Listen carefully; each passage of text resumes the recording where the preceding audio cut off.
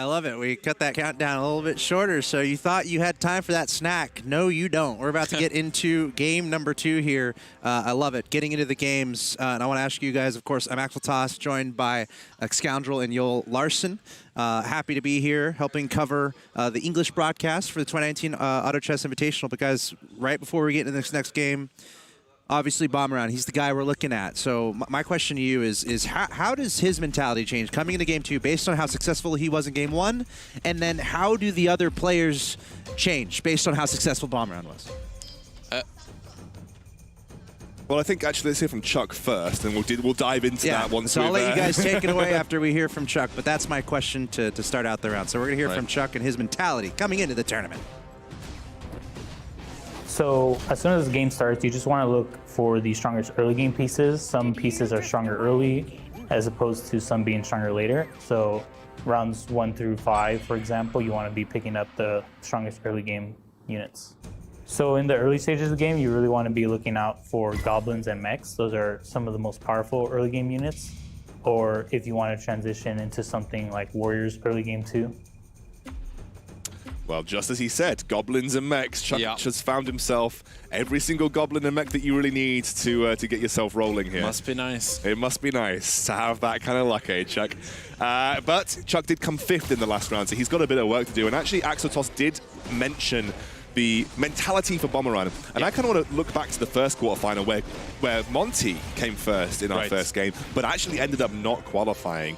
You don't want to get sort of overzealous. You don't want to sort of take any risks. You just want to play the game again. You know that things coming first does not guarantee you qualification to the next round. You need to look for consistency. Yeah, I mean, I don't think it changes his mentality that much. Maybe the other players' mentality will change because the way that Bomberon kind of did in the first round, if you see him kind of doing the same build and pushing again. Is this a turn round 4 refresher? I've never in my life seen this. I've not even seen a YouTube video with this. I have, but it's so rare to see that, to get that kind of luck. That's just because you see more YouTube than I do. I do see more YouTube than you, but irrespective of this, Chuck has got a refresh. Jesus Christ. That Chuck is unbelievable. Got a refresh orb on a level 2 heaven bomber as well. This is a unit that deals the most burst magic damage in the early game too. This is like, it doesn't get better. It doesn't have a better target for it. Interesting question for you now. Okay. Does this force you to build certain types of compositions? Because you probably want a mage composition with an orb of refresh, or a god mage composition. I agree that that's way better, or a siren with it in a god mage or whatever. But you could put it on a desperate doctor in a night laser build, but I mean, really, it doesn't do as much as the other comps. You feel really bad doing that. I mean, it is nice, but it's only really good until you get to 3 stars. So yeah, no, I do agree that I would really want to put some mages in there, and it's just gonna propel him so long. It's so unbelievably good. Bomberon now going up against Chuck. Chuck looking for revenge from the previous game. Even though Bomberon has got a good early warrior start once more, he's got there's the double rockets coming down. Actually doesn't finish up the Flaming Wizard here, so maybe not coming up. The 3rd rockets coming out, and it is gonna win him the round. That is actually unbelievable. I'm still kind of baffled. If Chuck's not top 3 this game, something else has gone horribly wrong for him, because that is insane. I love Bomberon though. He's just saying, look, Beast Warrior worked for me last game. Beast Warrior is going to look to work for me again. Yep. And I also love what he's done here. This is a little bit similar to the point that I made about the Argali Knight in the previous game. Flaming Wizard by herself is a good early unit because she's got a single target burst. I think it's a 400 magic damage, but I'd need to get that double checked. And it can basically one-shot a 1-star unit. It makes sense, right? You have, for example, you have Argali Knight, you have Flaming Wizard, and you have Soulbreaker, for example. All of these units are super strong in the early game because they have flat damage nukes. And I mean, Argali Knight can deal damage to multiple units, but especially Soulbreaker and Flaming Wizard, only single target DPS. And they're so much better in the early game because that's a more percentage of your opponent's units. Like, if you're gonna finish off one of the units, that's 20%, 25% of the armor, right?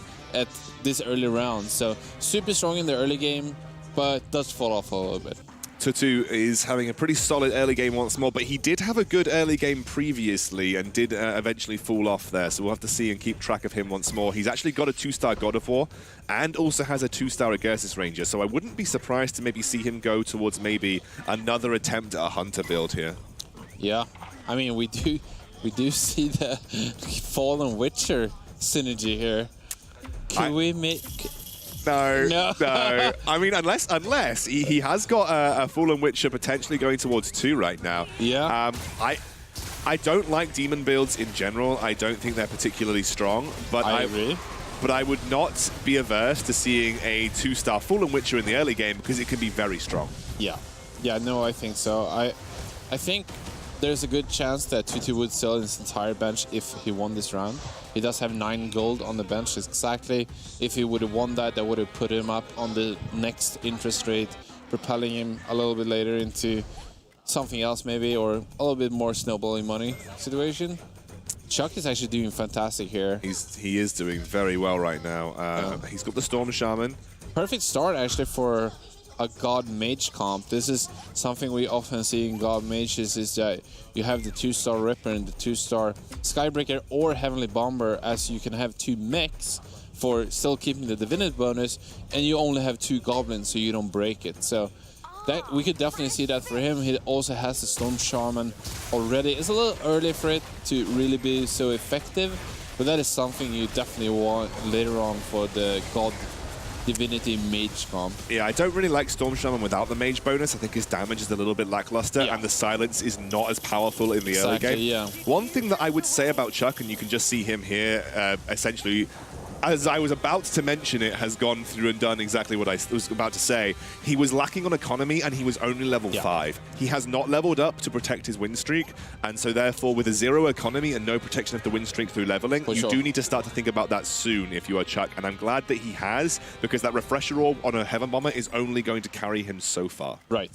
No, I completely agree, and Chuck is one of those players who really values hitting those interest marks a little bit more earlier instead of having a vast bench. We saw that a lot in the qualifiers, and his economy really became a lot better than most of the other players because of that reason. I mean, it's going to be a little harder to transition if you want to transition into something else, maybe a little harder to hit your units later on in the game, but still, I mean, it's vastly important to be able to hit those. Has Jinsu just randomly open-forted on round 9? It does, yeah. Yeah, he has just randomly open-forted. That is a Fallen Witcher 2. That is a Fallen Witcher 2 for Tutu. So Tutu has picked up the Fallen Witcher 2 here. Look at that. There are builds that can make use of Fallen Witcher. One of the benefits of Fallen Witcher in general is that he has, when he transforms, a massive damage increase, which then benefits from the 50% true damage. The one build that Fallen Witcher is particularly good against is Knights, because the true damage goes straight through the shields, and so therefore you can actually burn through Knight compositions really quickly. But to survive in the late game, you need really good defensive itemization, and you generally need it to be level 3. And so that's one of the conditions when you play Fallen Witcher. I would be much more likely to expect to see Tutu run with this Fallen Witcher until it's not relevant to his comp, basically. No, I agree, and it really depends on what items it picks up. Just like you said, you need a fair amount of magic resistance for it to survive in the early game. Maybe you can get a BKB or a Rune Claw to help you with that, but yeah, it's gonna come down to that. For now, it's gonna be really powerful, however, because there's not a ton of burst damage, there's not a ton of crowd control that can control it. Yeah. And when it does go off, it literally goes off, right? Yes, quite literally. Interesting to note, by the way, we did think this would be the case coming into this tournament. We have seen only one Feathered build in the entire 4 games that we've had so far, and it didn't do very well. No. So we were expecting that, and it does seem that Feathered have really fallen out of the meta with that previous nerf that they had. However, if it comes down to that Beast Warriors is starting to take over. Maybe, yeah. You never know. It used to be a pretty good counter to it.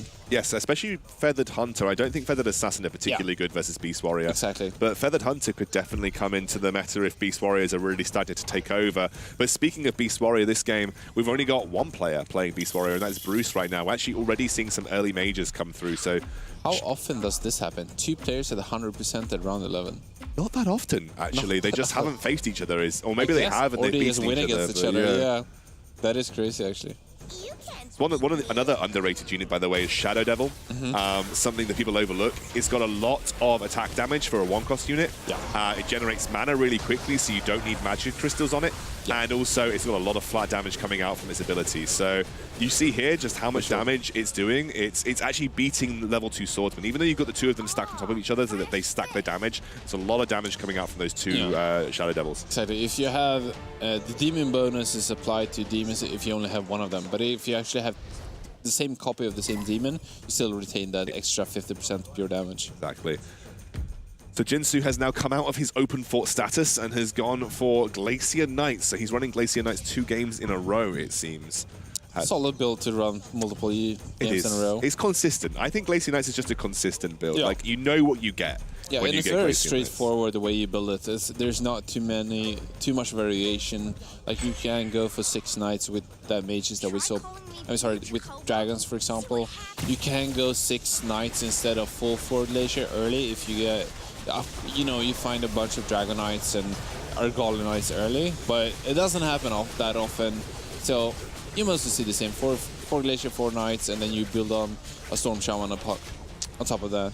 That Lightblade Knight was so lucky with its shields right there for Jinsu. I'm not sure he wanted that, though, because he's actually lost his loss streak now.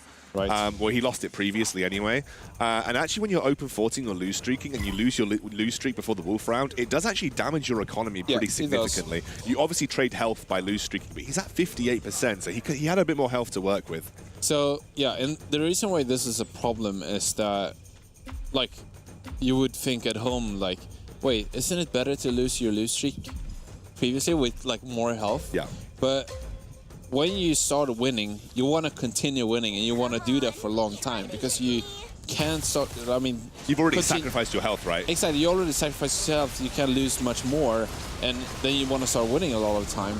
And if you get more money by lose streaking longer, it's gonna be easier to continue winning after that because you're gonna have a larger pile of gold to use to kind of continue with a win streak. Exactly. The way I like to think about it is you sacrifice your HP for economy so that economy can help drive a better composition in the late game. If you end up losing that economy drive that you had by lose streaking, you've kind of given up your HP for nothing. Because if we reflect on what Jinsu has got versus some of these other players like Chuck and Bruce at the top end of the table, Jinsu's not particularly stronger than them. No. And he did end up just losing, I think, to Bruce there in that round. So Jinsu's not particularly... no, he lost a 2-2, sorry. Jinsu's not stronger than them, and he's also got way less HP than them. Right. So really, actually, making that economy sacrifice, he's not even that much further ahead on economy than these guys. It doesn't feel worth it at that point. No, you know? No, for sure. And I mean, not only that, but also like the earlier you turn your game, the harder it's going to be to keep the win streak after you have turned. Either way, we have... It's going to be... Yeah, Beast Warriors still rocking in there for Bruce. Beast Warriors are rocking it, dude. They're literally just staying there waiting to be able to beat something. They're just like, what about me, guys? Like, are you so easily defeated? No, but still, Bruce doing wonders here. Chuck still at 100%. If he clinches a high position in this game, say first or second, he's looking really good. He's in a good spot, for yeah. sure. I want to have a look at Chuck and Tutu, actually, because there are our mage players. Chuck has... I mean, I think he's maybe going for God Mages here. I think we're actually seeing and I think that's a sensible decision when you've got a Refresh Orb, because you know how powerful Storm Shaman is with Refresh Orb, right? And especially since we have seen so much fewer Mage God players. Yes. Like if there's a bunch of Beast Warrior players, if there's a bunch of Glacier Knight players, I think that's the best comp against that. I mean, especially against Glacier Knights, which doesn't have tons of damage output, but has a lot of health and a lot of defense. But if you continue to crowd control them with lower cooldowns on like Siren and Storm Shaman, etc., it's gonna be a lot easier to beat them. Tutu is winning this round, having blocked his Fallen Witcher in the middle of his entire comp. That thing hasn't attacked this entire Wolf round. Bless him.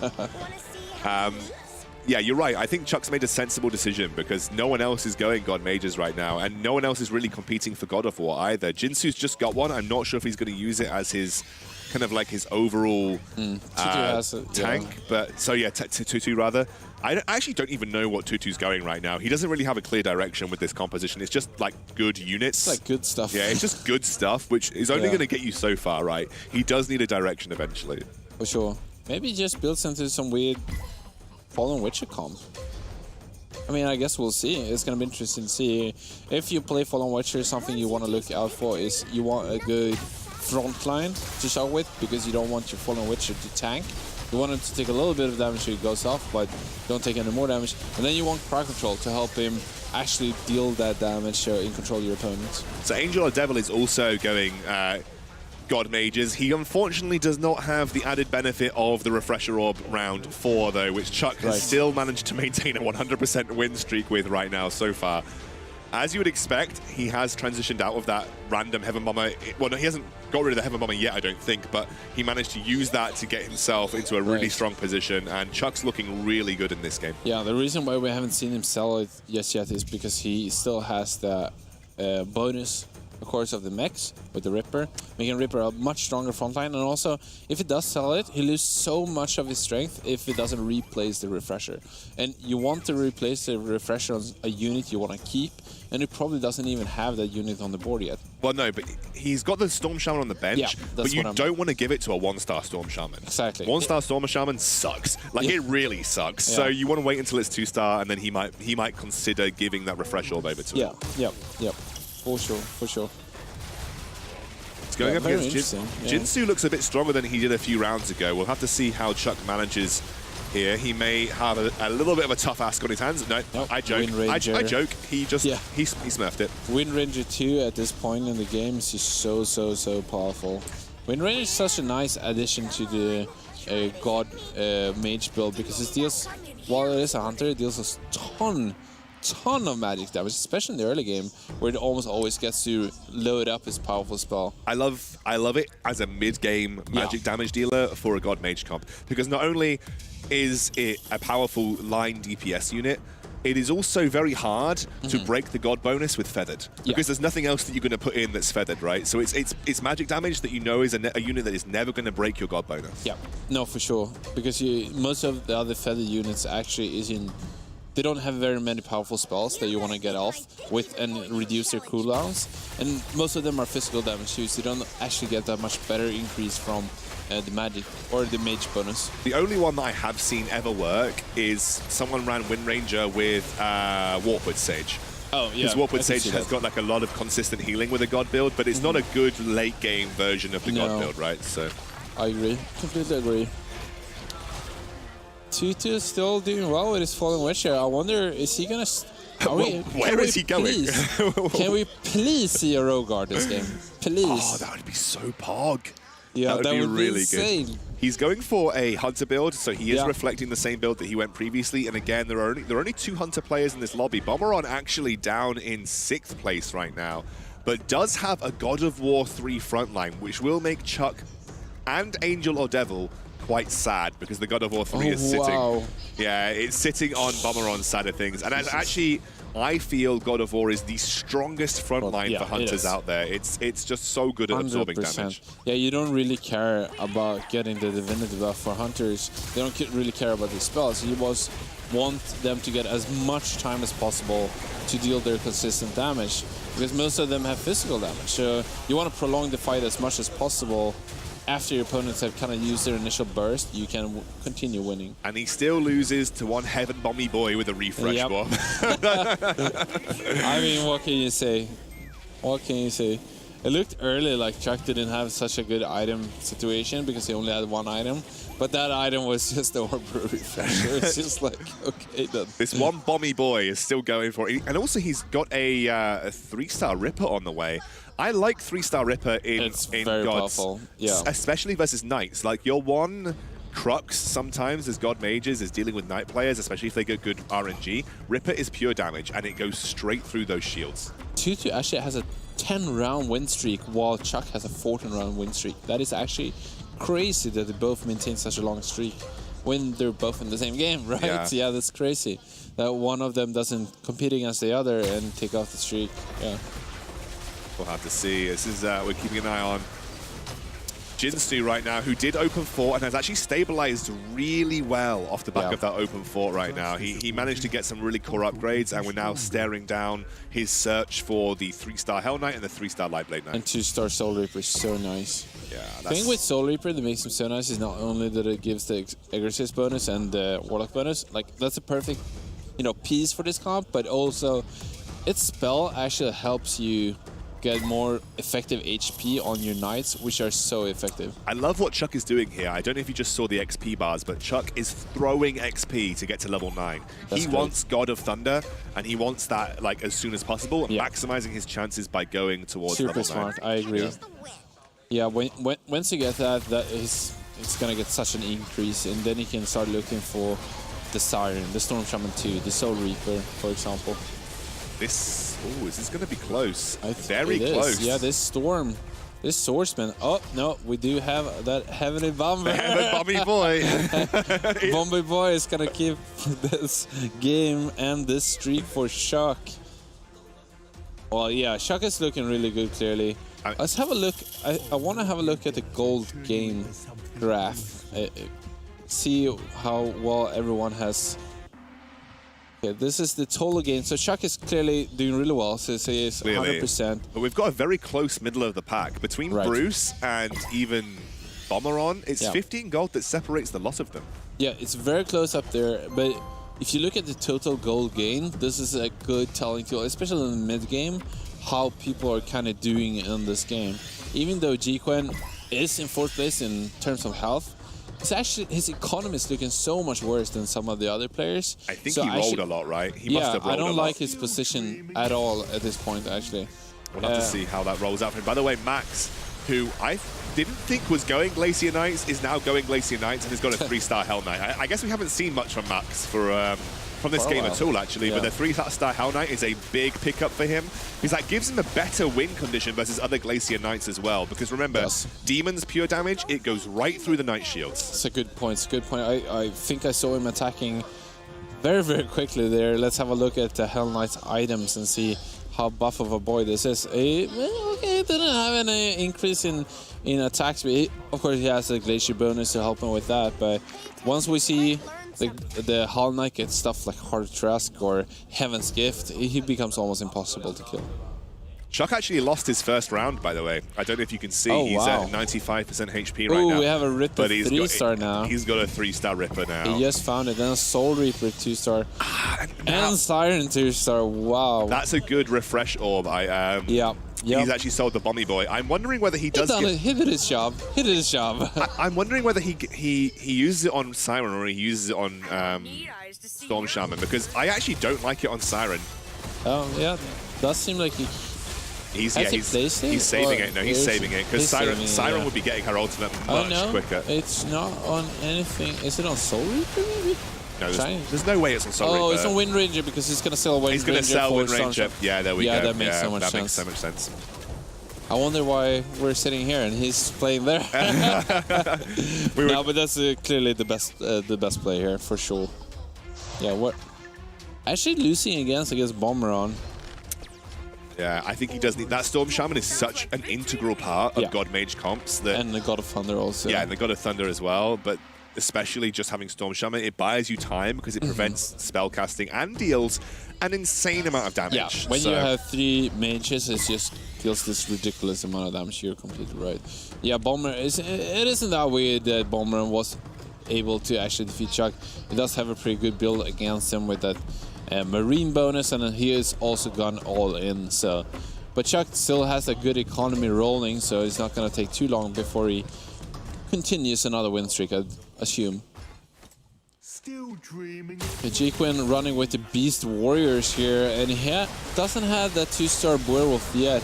Neither does he have that 2-star Berserker, so he's actually missing a lot of his potential damage here with this current comp. But seems like it's going to be enough against Jinso, because Jinso's Desperate Doctor actually continuously getting stunned there and doesn't get to do almost anything. So I'd like to see how many winning there. I'd like to see how many magic crystals we've got on G-Quen's Wormy Boy, because actually it's one of those things that it really does shut down Glacier Knights. Like that particular unit can shut down Glacier Knights pretty quickly because it's a little known fact. I don't know if many people know this, but the wards that he spawns slow attack speed.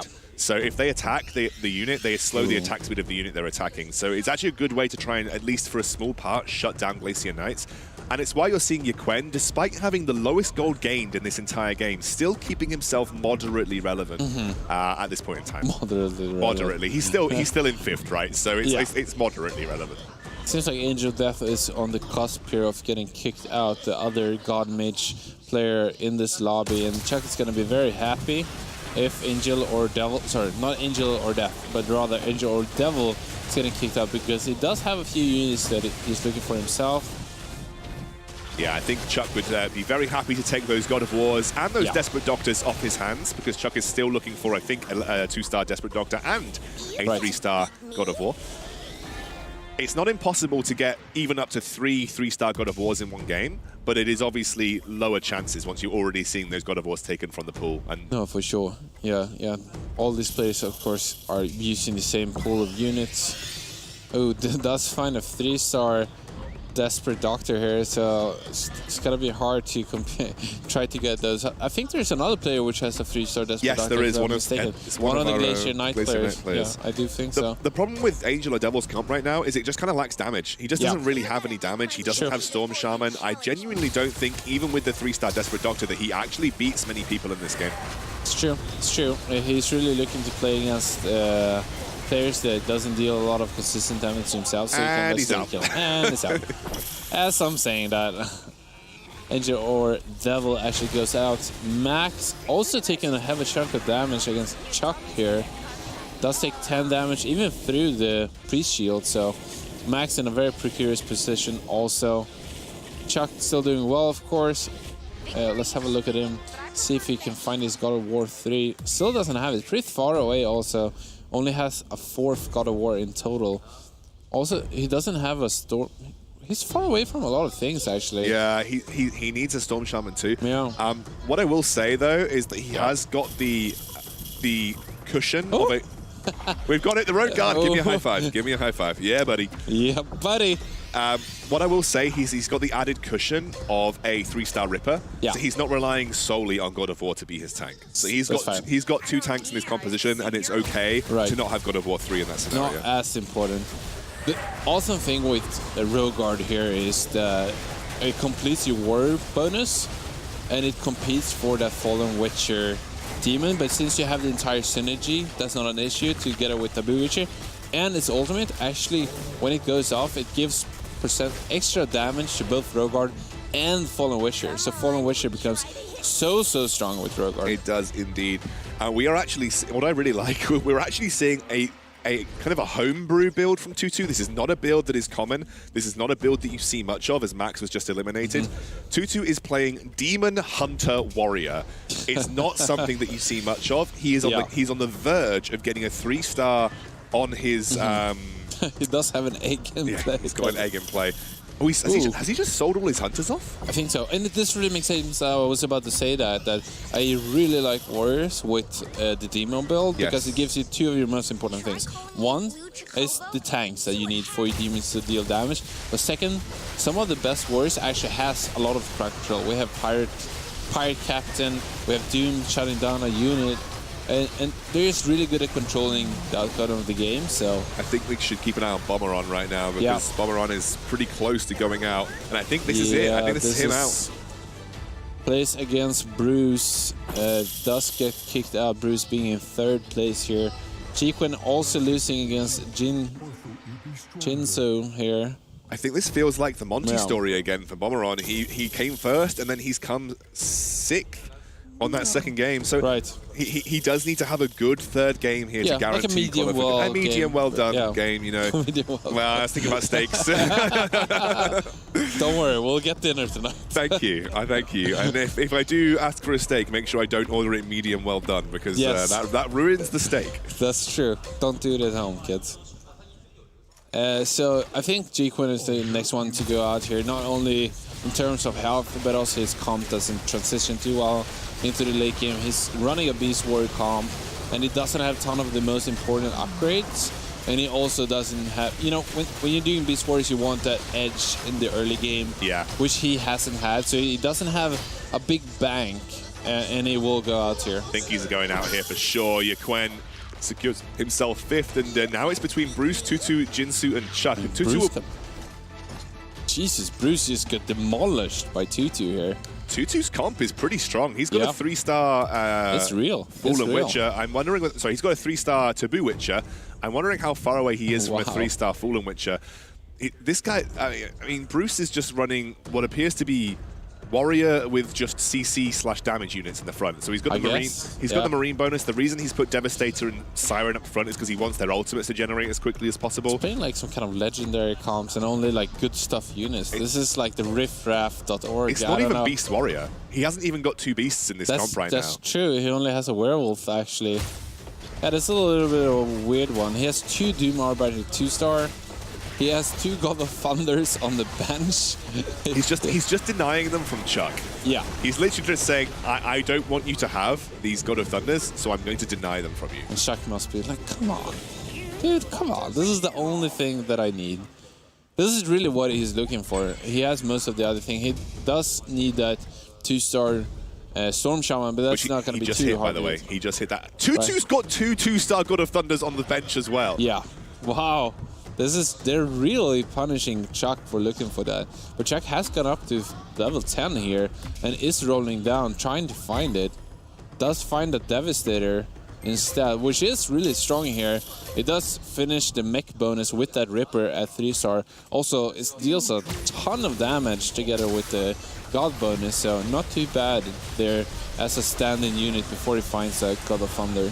You don't need God of Thunder to win when you're playing God Mages, as you can see quite readily here with the Ripper and the Refresh Orb on your Storm Shaman. You're not in the worst position in the world, but it definitely helps massively. But Chuck has just done so well this game with the items that he's got. He doesn't actually need it to make this composition work for him. He can still look to win with just the single God of War. Yeah, he just has such a big cushion of both economy and life that he's going to be able to find it at some point. I mean, maybe doesn't even, as you said, need it to win this game, but if he finds it, I think he will have no issue in finishing this entire lobby. And the rest of the players are just going to kind of have to try to play between each other of who's going to be 2nd, 3rd, and 4th.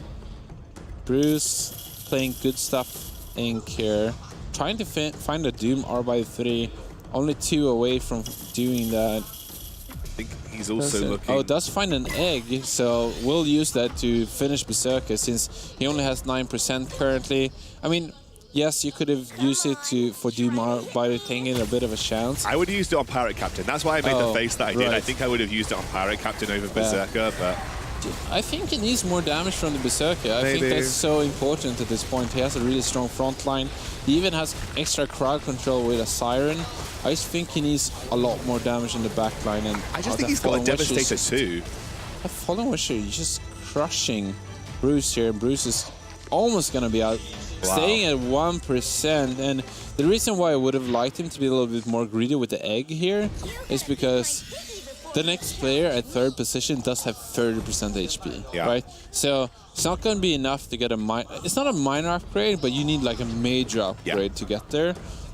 But then again, if he wouldn't have used it this round, he probably would have lost this round. Like, he would have not only have lost 8%, but probably 10 or even more. I mean, he was literally 1% away from dying, so like a single unit that snuck through there would have put him in a rough position. You can see Jinsu's gone Glacier Knight Marine and teched in the Marine bonus to give himself, or at least... Did he take it? No, it was just a Tsunami Stalker. I'm wondering whether he's trying to go to level 10 for the Marine bonus to give himself a better outcome versus Chuck. That would make sense, yeah, if he wants to try to... Because the thing is, he doesn't have to win against Chuck in terms of placements when the game ends. You just need to take less damage against Chuck when he plays against Chuck. And in that way, he still has a better shot against Jinsu. But Bruce, we see him going out here as expected. Not really surprising at this point. But at this point, actually, 3 players have more than 30% HP. Almost at round 35. That's crazy. That's crazy. I think there's a lot of HP. I think it's going to get a bit explosive from here. Tutu's looking for his 3-star Fallen Witcher. Jinsu has got a very powerful Glacier Knight comp again. Ooh, and Chuck... Prophet there. Yeah, a 2-star. Ghost Prophet 2 for the Agursis bonus and the Warlock bonus. So this is a strong look right now for Tutu. Yeah. Yeah, I'm loving this setup. He has the Marine bonus also. Siren perfect for that extra crowd control. That will mean that Fallen Witcher can deal so much more damage. What I love about what Tutu's got here is he can sell his Warlocks, so he can sell off his Agursis and his Soul Reaper, and then put in Abyssal Crawler and Tsunami Stalker for the 4 Marine bonus if it turns out that he's going to face Chuck 1v1 at the end of the game. Yeah, super smart to have that extra flexibility for the very late game, but it seems like he's crushing Chuck as it is already. Yeah, I'm loving this setup for Tutu. He's doing so well with it here. And the thing is, when you find this orthodox unit composition that does work for you, or if you high roll them and you're flexible and you have enough experience to go for it when you get it, those like very few times that it happens, you're gonna get so much more equity from that, because people are not gonna go for the same units that you are. So it's gonna be so much easier to find them. Like if you have a composition that's as good as Glacier Knights, but it rarely happens, if nobody else going for it, it's basically like going Glacier Knights, but it's not being competed by anyone, right? So super cool to see that. A little bit of a variation in a metagame that has been around for quite a while now.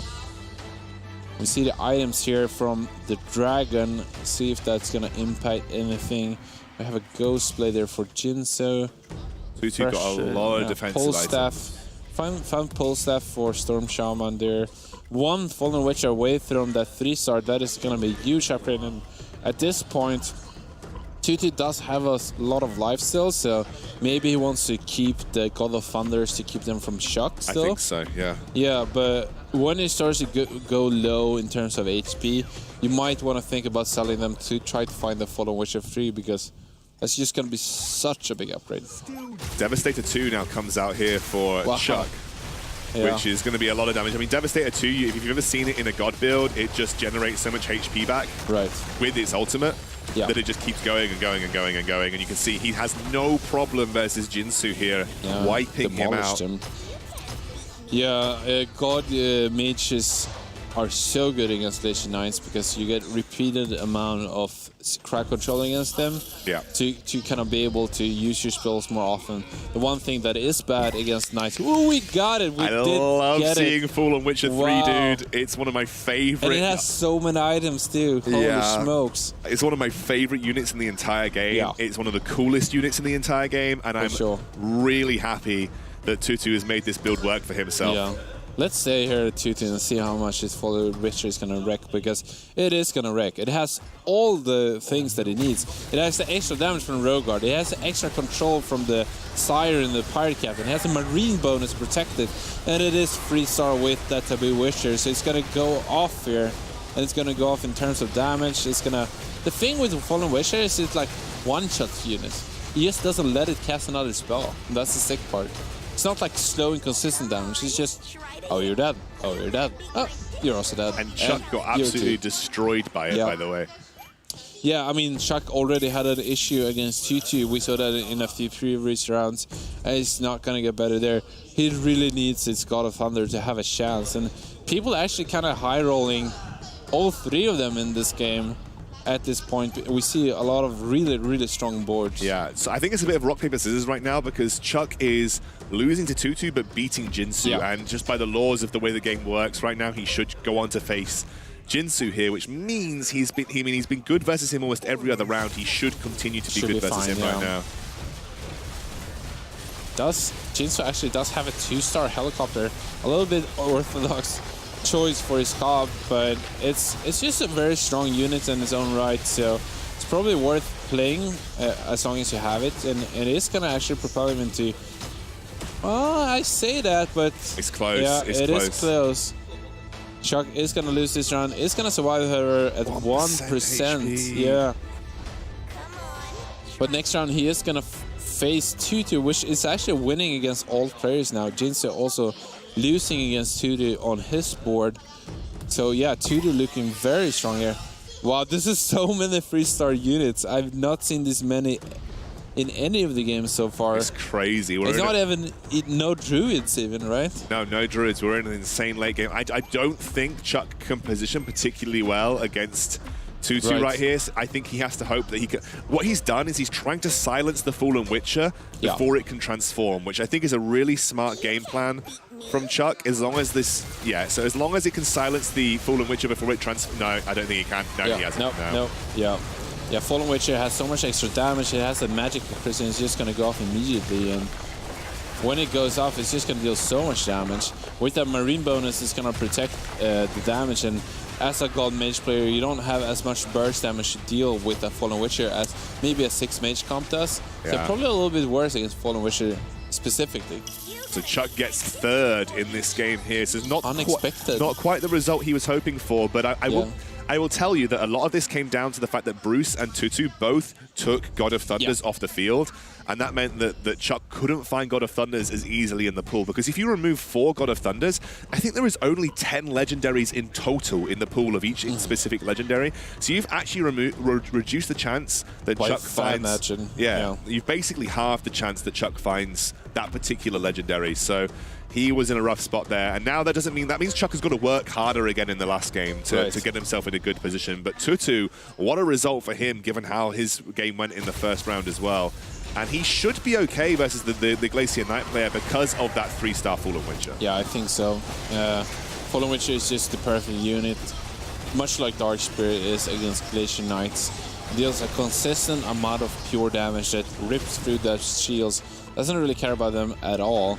And it also has tons of items, so it can't be bursted down. That's one of the things with Fallen Witcher, especially when it's not 3-star, is that it gets bursted down before it gets its ult off, or even after that, it can die so quickly. It doesn't have any additional armor for being a warrior, or additional, Knight Barrier. And it is a melee unit before it transforms, so that can really be scary. But with the items that it does have, it will survive. He does have a front line, and it is 3-star. We mentioned it right at the start. Look at that. Oh, wow, look at this. And I actually love that he's gone back towards the Agursis bonus for the Knight player, by the way, because again, reducing the armor even more means the rest of your units are going to deal that damage. But I mean, just with having this really quick transforming 3-star Fallen Witcher, I don't see a way that Jinsu can get through this easily. The best thing I think Jinsu can hope for is actually getting a Defector Hex off on the Fallen Witcher. But it's not gonna be enough, and Jinsu does lose on his side of the board, as well as Tutu winning on his side of the board. If there's any consolation, Tutu doesn't have any way really to upgrade his board. You say that. A Rogard possibly. Did have a Pirate Captain there, free Pirate Captain for a little second. They didn't choose to upgrade. Very interesting. Yeah, I think he already had a level 2 Pirate Captain on the field, so there wasn't really much point for him, unless you're looking to go for a 3-star Pirate Captain. Or 2-2-star. Yeah, 2-2-stars could work. I think maybe he was looking at bringing on the Venomancer for a more armor shred, which is why he's got it on his bench. Did put in the Dark Spirit there in the end. It's not gonna get him 4 Warlocks, but as we said, pure damage is so good against Glacier Knights, so it's just gonna add so much more pure damage in this game. Wait a second. Yeah, that's gonna be it. Has Jinsu? No, it will be it. I thought Jinsu maybe had brought it back here, but this might should survive be with the pre-shield, right? No, I don't think so. Surely not. Oh, he does. He's at 1%. I thought he was already at like 1% there. We couldn't see the HP bars in total, but he's at 6%. So I'm a little bit debated by the health total on his on his unit, but he's got a few more rounds left in him. I'm wondering whether he's looking to bring out the helicopter and bring in the Storm Shaman, because the Storm Shaman would give him the Shaman bonus, which would allow him to potentially get a game-saving Hex off right at the start of the fight. Tutu actually finds a 2-star Doom Arbiter, but elects not to play it anyways. he has gone for the 4 Warlock bonus here, with the armor shred of the Venomancer as well. I really like that, actually. Glacier Knights, they deal a fair amount of damage, but it is all consistent damage. There's not a ton of burst damage, so that means that actually more life steal is so good against them, because you can kind of compete with that consistent damage with your own, and especially with Fallen Witcher dealing so much damage, it's going to be able to sustain itself once there's only a few more units left on the board. And it's another same story again for Jinsu. I think he survives because he had 6% HP, right? So he'll survive another round here. He's taking 2% per turn because of that reduction from the Priest right now. Are we going to see another 9 beasts? As I say that, we see a Venomancer 2 here. So 2-2 does get an upgrade. Also, Jinsu finds an egg here. Is that going to help? He can combine a 3-star Storm Shaman. I think you take out the helicopter and put in the Storm Shaman. I like that also. I mean, you could be super lucky with just a Storm and like controlling that Dark Spirit or even that Siren before they get the ult off. That could be huge. And also as you said previously, the Hex against the Fallen Witcher. He's done it. He has done it, and let's see if that Hex has helped him out. I can't see what he's actually ended up hexing here. It doesn't look like it was the Fallen Witcher, because the Fallen Witcher has now transformed, and I think this could be all she wrote for Jinsu. He's going to lose a little bit harder than he did previously, and that means our invited boy Tutu is going to take the second game of this quarterfinal. Good invite. A good invite. A good invite. And do you know what I love? And do you know, I remember Cameron talking about this previously, and actually, really interestingly, Tutu loses on his board because the Hex did affect the Fallen Witcher. So it was actually a good move to put the Storm Shaman in there for Tutu. Yeah, you just got to take your chances. But you've just got to take your chances, and it didn't work. But Tutu invited, and he had the interesting build. Cameron said, I really wish I want to see like an interesting build come out. I want to see something a little bit off brew, you know. And Tutu wins with a Demon Fallen Witcher Warrior build, which is crazy. I loved seeing that when at that point he had a 1-star and he had another 1-star on the bench, and it's like, and then as soon as he gets to hope he gets a row guard, you're like, ha ha ha, yeah, we'll see. And I'm like, 10 rounds later, like, there it is. Oh, that was amazing. It's one of those builds that I will say don't try at home too Somewhat unconventional, right? Yeah. You know, you're not looking for the Fallen Witcher. It's not consistent. That's what I want to say to people that might be watching at home and saying, I can go and get to Queen with this build. It's not a consistent build because you need Fallen Witcher 3-star, but you also need really good defensive items on Fallen Witcher, and you also need some mana generation. Tutu had a perfect storm of items, 3-stars, and in general with the Rogue Guard, the right legendary as well. It was basically everything came into place for him to give him one of the strongest late game builds there is. Another important thing is to get that early 2-star Fallen Witcher in the early game, because then it really propels you into the late game to get what you want. As we take a look at the match details here, I think y'all were talking about God of Thunder, I think it was, for Chuck, where he couldn't get it because other people were picking it up. So isn't there an element where if someone sees you going for Fallen Witcher, they'll just pick it up to prevent you from the problem with Fallen Witcher is it's so the way the global pool works is that you have,